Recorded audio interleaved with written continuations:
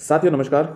साथियों, चैनल को सब्सक्राइब जरूर करें। अभी ये हम रीड के लिए और सेकंड ग्रेड के लिए वीडियो डाल रहे हैं, और ऐसे आप जो हिस्ट्री है फर्स्ट ग्रेड अगर वो है तो आप इसमें देख सकते हैं। परंतु देखिए साथियों, इसके बाद हम फर्स्ट ग्रेड के लिए भी जो पहला पेपर है उसके लिए प्रश्न डालेंगे। तो आप चलिए शुरू करते हैं। ये कल हमने इससे पहले में जयपुर संभाग के दुर्ग देखे थे, आज उदयपुर संभाग के दुर्ग देखते हैं। चलिए साथियों शुरू करते हैं। राजस्थान के प्रमुख दुर्ग, उदयपुर के दुर्ग, चित्तौड़ के, उदयपुर संभाग के दुर्ग देखिए कौन कौन से हैं वो देख लेते हैं आपको एक बार। उदयपुर संभाग के दुर्ग जूम कर लेते हैं। चलिए, चित्तौड़ दुर्ग, दुर्गों का सिरमौर, राजस्थान का गौरव, चित्रकूट दुर्ग या विचित्रकूट दुर्ग। याद रखिएगा क्या क्या कहा जाता है, दुर्गों का सिरमौर सवाल आता है कई बार। राजस्थान का गौरव, चित्रकूट दुर्ग या विचित्रकूट दुर्ग। चार नाम है, एक तो है दुर्गों का सिरमौर, राजस्थान का गौरव भी चित्तौड़गढ़ दुर्ग को ही कहा जाता है। आगे देखते हैं, गिरि दुर्ग के रूप में है ये, मतलब पहाड़ी पर है। निर्माण चित्रांगद मौर्य द्वारा 7वीं सदी में मेसा के पठार पर स्थित है। चित्रकूट दुर्ग नामक चित्रकूट दुर्ग से जाना जाता है। याद रखिएगा ये इंपॉर्टेंट है। निर्माण किसने कराया, ये सारे सवाल चित्रांगद मौर्य अभी कुछ समय पहले परीक्षा में आया था, तो ये आता रहता है। मतलब देखिए, मैं आपको एक चीज बताता हूँ, परीक्षा तैयारी कैसे की जाती है। देखिए, किसी टॉपिक से तो आएगा सरल सवाल, किसी से आएगा कठिन सवाल, तो आपको दोनों याद करने ही पड़ेंगे। मतलब सरल भी आपको याद करना पड़ेगा और कठिन भी। तो ये देखिए, ये इजी प्रश्न है, ज़्यादा कोई मुश्किल सवाल नहीं है, परंतु आपको याद रहना चाहिए, क्योंकि इजी, आपको पता है, आपको आउट कठिन सवाल वाले प्रश्न नहीं करते, आपको आउट करते हैं जो इजी सवाल होते हैं, सरल सवाल होते हैं, जो आपको आते होते हैं। भाई आप बार आके आप कहते हो कि ये आता था फिर गलत हो गया। इसलिए आप थोड़ा ध्यान रखें कि किसी को भी हल्के में ना दे। हल्के में देना मतलब आप उससे बहुत भारी बना रहे, तो हल्के में ना ला किसी को भी। चित्रांगद मौर्य द्वारा किया गया 7वीं सदी में। और साथियों, आप ऐसा सबसे बड़ी बात यही है कि सरल सवाल को कभी गलत ना करें, बस यही है, ध्यान रखें। चलिए आगे शुरू करते हैं। महाराणा कुंभा द्वारा इसका निर्माण, जिस कारण इसे विचित्रकूट नाम से जाना जाता है। ये चित्रांगद मौर्य द्वारा किया 7वीं सदी में और मेसा के पठार पर स्थित है। चित्तौड़गढ़ दुर्ग के लिए उक्ति प्रचलित है कि गढ़ है तो चित्तौड़, बाकी सब गढ़, ध्यान रखिएगा। गंभीर व बेड़ज नदियों के संगम के पास स्थित है। मेवाड़ में गुहिल वंश के संस्थापक बप्पा रावल ने अंतिम मौर्य शासक माना मौर्य को पराजित कर चित्तौड़ पर अधिकार कर लिया था। 9वीं सदी में प्रत्यारोप के अधिकार। याद रखिए कैसे, गंभीर व बेड़ज नदियों के संगम पर भी है। एक तो ये संगम पर, एक और भी 2-3 किले हैं जो संगम पर है, उनका नाम मैं आपको बता देगा, उसकी शॉर्ट ट्रिक्स भी है। एक गंभीर और बेड़ज के नदियों के संगम पर स्थित है चित्तौड़। मेवाड़ में गुहिल वंश के संस्थापक बप्पा रावल ने अंतिम मौर्य शासक मान मौर्य को पराजित करके ये चित्तौड़ का पर अधिकार कर लिया था। तो बप्पा रावल ने इस पर अधिकार कर लिया था। आगे देखते हैं। 10वीं व 11वीं सदी में ये दुर्ग परमारों का नियंत्रण में था। परमार राजा मुंज का अधिकार था इस पर, ध्यान रखिएगा। 10वीं और 11वीं सदी में परमारों पर अधिकार था। इससे भी सवाल आता है कि इसका अधिकार नहीं था, तो देखिए चौहान आ सकता है, परमार आ सकता है, मेवाड़ के साथ शासक आ सकते। तो इस प्रकार से आपको बताना है कि इनका किसका, मतलब इनका अधिकार नहीं था। 1133 ईस्वी में सोलंकियों के नियंत्रण में चला गया। 1176 में लगभग पुनः गोहिलों के नियंत्रण में गया। रावल जैत्र सिंह ने चित्तौड़ को राजधानी बनाया। दिल्ली से मालवा और गुजरात जाने वाले मार्ग पर स्थित होने के कारण प्राचीन और मध्यकाल में इस किले का विशेष सामरिक महत्व था। सामरिक यानी साथियों युद्ध के तौर पर, समर यानी युद्ध होता है, तो आप ध्यान रखें, समर प्लस एक सामरिक। 10वीं 11वीं सदी में दुर्ग परमारों के नियंत्रण में था, मुंज का अधिकार था, ध्यान रखें। 1133 मतलब 12वीं सदी हो गई, सोलंकियों के नियंत्रण में चला गया। 1174 में लगभग पुनः गुहिलों के नियंत्रण में आ गया। 11 और रावल जैत्र सिंह, ये याद रखिएगा कि चित्तौड़ को राजधानी किसने बनाया, तो ये रावल जैत्र सिंह, ध्यान रखिएगा। दिल्ली और मालवा युद्ध पढ़ लिया आपको। चलिए आगे देखते हैं। 1308 में खिलजी का आक्रमण, रानी पद्मिनी ने जौहर किया। अलाउद्दीन खिलजी ने इस दुर्ग पर अधिकार कर इसका नाम खिजराबाद रखा। याद रखिएगा साथियों, इसका नाम खिजराबाद रखा। देखिए, इसका नाम अलाउद्दीन खिलजी ने खिजराबाद रखा। इसी प्रकार जो मुअज्जम था बादशाह, उसने जो आमेर का दुर्ग या दुर्ग था उसका नाम साथियों रखा था, आपको याद होगा तो, मोमिनाबाद। आगे देखते हैं। खिज्र खां द्वारा यहाँ गंभीरी के पुल का निर्माण करवाया गया। ध्यान रखिएगा, ये देखिए इंपॉर्टेंट सवाल है, बहुत अच्छे नोट से साथियों, गलत नहीं कहेंगे, बहुत ही बेहतरीन नोट से, अच्छे सवाल, मतलब गहराई से दिए गए इसमें, कलाम के नोट से, ये कलाम अकेडमी के।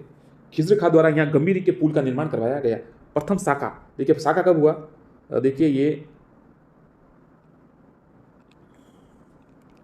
प्रथम शाखा देखिए आप, 1534 में गुजरात के शासक बहादुर शाह का आक्रमण, रानी कर्मावती के नेतृत्व में केसरिया रावत बाग सिंह, और ये केसरिया रावत बाग सिंह ने और रानी कर्मावती के नेतृत्व में जौहर किया गया था। 3 शाखे हुए थे। शाखे आपको पता ही है, केसरिया भी होता है और जौहर भी होता है। कई अर्थ जैसलमेर में जैसे अर्थ शाखा हुआ था, 2.5 शाखे होते। तो 1534 में याद रखिएगा, रानी कर्मावती जी के नेतृत्व में ये जौहर किया गया था, और केसरिया हुआ था रावत बाग सिंह के नेतृत्व में।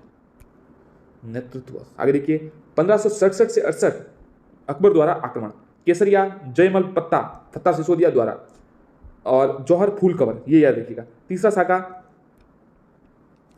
1522 में, माफ कीजिए 1522 नहीं होगा, ये 1500, अच्छा ये गलत टाइमिंग है, 1522 में राणा उदय, अच्छा 1522 ईस्वी में महाराणा उदय सिंह का जन्म हुआ था, बहुत सही है। अच्छा ये जन्म तिथि बताइए महाराणा उदय सिंह।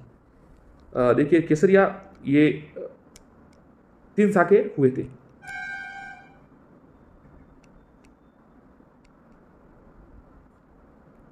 आगे देखते हैं दुर्ग निर्माण कार्य।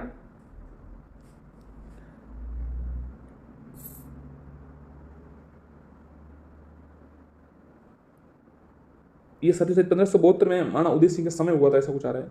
या दुर्ग निर्माण कार्य देखिए 7 अभेद प्रवेश द्वार,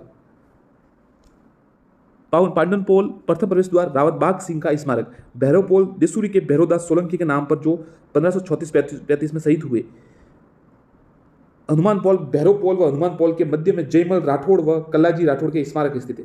और गणेश पोल देखिए, गणेश पोल, जोडला पोल, लक्ष्मण पोल, राम पोल मुख्य द्वार, याद रखिएगा प्रवेश का मुख्य द्वार राम पोल है, और फत्ता सिसोदिया का स्मारक यहीं पर है। तो 7 पोल ये अभेद प्रवेश द्वार है। आगे देखते हैं इसमें और क्या क्या है। कुंभा महल है, कुंभा द्वारा निर्मित, महाराणा कुंभा द्वारा निर्मित महाराणा उदय सिंह का जन्म यहीं पर हुआ था, कुंभा महल में, याद रखिएगा। और आगे महाराणा प्रताप का जन्म भी आएगा शायद, कि वो कटारगढ़ में हुआ था। तो कुंभा देखिए, महाराणा उदय सिंह का जन्म हुआ था, इसमें देख सकते हैं आप। चंदन के बलिदान की कथा, जो पन्नाधाय का पुत्र था चंदन, जिसको बलवीर ने उदय सिंह समझकर हत्या कर दी थी। कंवरपदा का महल, सांगा ने मीराबाई हेतु इसका, देखिए ये साथी इंपॉर्टेंट प्रश्न है, ये कभी आगे नहीं आया। अब देखिए कौन सा महल है, कंवरपदा का महल, महाराणा सांगा ने मीराबाई हेतु इसका निर्माण कराया। तो ये सवाल जरूर आ सकता है कि चित्तौड़गढ़ के दुर्ग में मीराबाई हेतु राणा सांगा द्वारा करवाया गया महल का क्या नाम है, तो कंवरपदा महल। रानी पद्मिनी का महल, इसके पास पद्मिनी तालाब भी स्थित है। रतन सिंह पैलेस, महाराणा रतन सिंह द्वितीय द्वारा निर्मित, रत्नेश्वर तालाब, रत्नेश्वर महादेव मंदिर का स्थित। तो इसमें ज़्यादा समस्या नहीं होगी, रतन नाम से ही है तो याद हो जाएंगे आपको, रतन सिंह अपने नाम से ही है।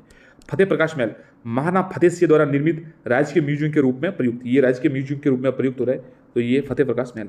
गोरा बादल महल, ये इसमें है चित्तौड़गढ़ में। जयमल राठौड़ की हवेली भी यही है। नवलखा भंडार, ध्यान रखिए बनवीर द्वारा ये निर्मित, अधूरा निर्मित है, बनवीर की दीवार भी इसे कहा जाता है, ध्यान रखिएगा बनवीर की दीवार कहा जाता है। और नवलखा भंडार बनवीर ने करवाया था, याद रखिएगा ये थोड़ा इंपॉर्टेंट है।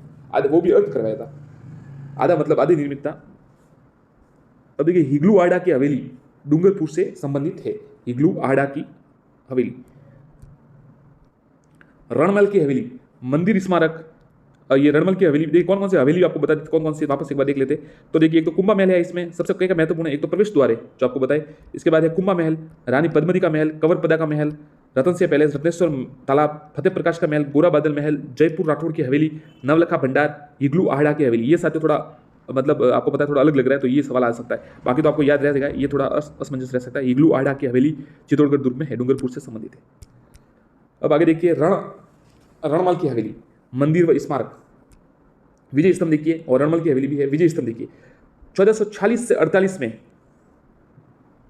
1446 से 48 में निर्मित यह है, और 1437 की सारंगपुर के विजय के उपलक्ष्य में महाराणा कुंभा द्वारा बनाया। ध्यान रखिएगा विजय स्तंभ किसके उपलक्ष्य में बन गया, 1437 की सारंगपुर के विजय के उपलक्ष्य में बनाया गया। सूत्रधार जैता, नाता, पोमा और पुंजा, 4 जैता, नाता, पोमा और पुंजा, ध्यान रखिए भगवान विष्णु को समर्पित, इस कारण से विष्णु ध्वज भी कहा गया है। हिंदू मूर्ति कोश का विश्व कोश, ये सवाल पटवारी में सवाल है था, जो पहली बार पटवारी दीजिएगा, और उसके बाद LDC में, और हर बार ये सवाल आता ही रहता है। अब थोड़ा ये आना बंद हो गया, परंतु हो सकता है वापस भी आ जाए। तो विश्व हिंदू मूर्ति कला का विश्व कोश विजय स्तंभ को कहा गया है। अगर देखते हैं सर, अब निराश ना हो, कभी निराश ना हो। जीवन जैसे मौसम हर समय एक समय नहीं रहता, सुबह की शाम होती है, दोपहर से रात भी होती है, हर प्रकार से जो रात होती है उसकी सुबह। आप निराश ना हो, कई हो सकते साथी जो हमारे हैं काफ़ी जैसे असफलता मिली हो, तो जीवन में असफलता साथी सबको मिलती है, आप अकेले नहीं हो, और बहुत सारी मिलती है। ऐसा नहीं कि आपको सफल होने के सिर्फ एक दिन चाहिए, वो आपका दिन होगा तब आप आराम से हो जाएगा सफल। ज़्यादा इस पर चिंता नहीं करनी, और आप ज़्यादा इस पर विचार न करें, क्योंकि विचार से चिंता करने से अच्छा है कि चिंतन करें, प्रयास करें, परिश्रम करें, अपना कार्यक्रम करें, बस यही सिद्धांत है। कर्म कुरेण, कर्म करते रहे, बाकी कुछ नहीं, बाकी सब साधारण है। आप धीरे धीरे उस क्षेत्र में पारंगत हो जाएगी, आप प्रवीण हो जाएगी, कुशल हो जाएगी, तो आप फिर अच्छे तरीके से कर रहे हैं। कई साथी मैसेज करते हैं कि पास नहीं हो पाया, ऐसा नहीं होगा। तो साथियों होता है, कई बार नए नए अभ्यर्थी कई बार मिस कर जाते हैं, कोई ज़्यादा समस्या नहीं। आप और प्रयास कीजिए, कठोर परिश्रम कीजिए। इतना करने के बाद ही साथियों हम जैसे अब इस लेवल पर पहुंचे कि आपको बता पा रहे हैं या पढ़ा पा रहे हैं या कुछ कर रहा है, तो इस लेवल पर है क्योंकि लगभग इतनी असफलता देखी होगी कि उसकी गणना भी, मतलब इतनी असफलता, इतने पेपर दिए होंगे, इतनी असफलता देखी होगी। तो असफलता आपको मजबूत बनाती है। यदि बहुत कड़वी होती है, वो बहुत कठोर होती है, आपको बहुत परेशान कर सकती है, परंतु आपको हिम्मत नहीं आनी है, समय आपका भी आएगा। परिश्रम कीजिए, महान परिश्रम, बस एक ही है, महान परिश्रम। कीर्ति स्तंभ ये देखिए, थोड़ा माफ कीजिएगा, थोड़ा दिशा अलग हो गई। चलिए वापस शुरू करते। 9 मंजिला है, 22 फीट ऊंचा है और 157 सीढ़ियां है। ध्यान रखिएगा, 22 फीट ऊंचा है और 157 सीढ़ियां है, 9 मंजिला है। राजस्थान पुलिस और माध्यमिक शिक्षा बोर्ड के प्रतीक चिन्ह के रूप में है। तो आपको पता ही होगा जो बोर्ड का प्रतीक है वो यही है, और राजस्थान पुलिस का भी प्रतीक यही है। 1949 में इस पर डाक टिकट जारी हुआ था। अब देखिए कीर्ति स्तंभ, कीर्ति स्तंभ रचना अत्रि व महेश द्वारा। वो 4 अलग थे, ये अलग है साथियों। जेता पोमा नाता पुंज थे, और ये अलग है, अत्रि व महेश द्वारा की गई। इसकी तीसरी मंजिल पर 9 बार अल्लाह शब्द उत्कीर्ण है। ये देखिए थोड़ा इसको प्रश्न ऐसा विशेष बना दे कि कहाँ पर, किस इमारत पर या किस स्तंभ पर अल्लाह शब्द को 9 बार उत्कीर्ण किया गया। तो ये थोड़ा इसको विशेष बना देते, मतलब अलग बना देते। तो कीर्ति स्तंभ पर ये है। 9 मंजिल पर बिजली गिरने से ध्वस्त हुई तथा महाराणा स्वरूप सिंह द्वारा इसका जीर्णोद्धार किया गया। ध्यान रखिएगा साथियों, 9वीं मंजिल बिजली गिरने से ध्वस्त हो गई। बिजली हमेशा बहुत ज़्यादा ऊंची स्थान पर गिरता है, तो ऊंची है इसलिए आसपास से, तो ये 9 मंजिला है। तो महाराणा स्वरूप सिंह ने इसको वापस करवाया। अब ये जैन कीर्ति स्तंभ देखिए, ये 7 मंजिला है, भगवान आदिनाथ को समर्पित है और जैन व्यापारी जिज्ञसा द्वारा निर्मित है। कालिका माता मंदिर मूलतः सूर्य मंदिर, प्रत्याहारकालीन मंदिर, समधेश्वर मंदिर, त्रिभुवन नारायण मंदिर, परमार राज और भोज द्वारा निर्मित है, जीर्णोद्धार महाराणा मोकल द्वारा, जिस कारण से इसे मोकल मंदिर भी कहा जाता है। तो देखिए कालिका मंदिर मूलतः सूर्य मंदिर, प्रत्याहारकालीन, इसे समधेश्वर मंदिर और त्रिभुवन नारायण मंदिर भी कहा जाता है। ध्यान रखिएगा। 3 कालिका मंदिर को देखिए, ये तो मूलतः सूर्य मंदिर और प्रत्याहारकालीन मंदिर है, ये है। फिर समधेश्वर या त्रिभुवन नारायण मंदिर जो है इसे परमार राजा भोज ने निर्मित करवाया था, और जीर्णोद्धार इसका कराया था महाराणा मोकल ने, तो इसे मोकल मंदिर भी कहा जाता है। तुलजा भवानी का मंदिर, कुंभ श्याम मंदिर, मीराबाई मंदिर, मंदिर के सामने रेदास की छतरी। ये था थोड़ा इंपॉर्टेंट है कि रेदास की छतरी कहाँ पर है, चित्तौड़गढ़ दुर्ग में है, और मीराबाई मंदिर के सामने है। श्रृंगार छवरी मंदिर भगवान शांतिनाथ जैन मंदिर के रूप में है। श्रृंगार छवरी नाम थोड़ा अलग है, परंतु भगवान शांति जैन मंदिर है। कुंभा के कोषाध्यक्ष बेलका ने इसका निर्माण करवाया था। ध्यान रखिएगा, बेलका जैन हो गए, इसलिए कुंभा के कोषाध्यक्ष है, बेलका ने इसका, भगवान शांतिनाथ जैन। रमाबाई का विवाह यहीं हुआ था। देखिए बहुत इंपॉर्टेंट सवाल है साथियों, रमाबाई का विवाह कहाँ हुआ था, गहरा अगर प्रश्न आ जाए। अब देखिए आने को तो कुछ भी आ सकता है, तो बहुत गहरा आ जाएगा, तो ये श्रृंगार छवरी मंदिर में है। नीलकंठ मंदिर, सतवीस देवरी मंदिर और बाण माता का अन्नपूर्णा मंदिर। ठीक है साथियों, अगला जो दुर्ग है वो अगली क्लास में पढ़ेंगे, और जल्दी से इस सबको इकट्ठा करके बड़ी क्लास अपलोड कर देंगे, आप जरूर देखें और चैनल को सब्सक्राइब जरूर करें। देखिए कुछ ना करने से कुछ करना अच्छा है, आप भले स्पीड बढ़ा के देखिए, किसी प्रकार देखें, बहुत इंपॉर्टेंट प्रश्न है, आपको अच्छा लगेगा, ये बात तय है। और प्रयास कीजिए तैयारी करने का और तैयारी करने का, तो आप जरूर करें। धन्यवाद। चैनल को सब्सक्राइब जरूर करें, वीडियो को लाइक करें, शेयर करें। धन्यवाद।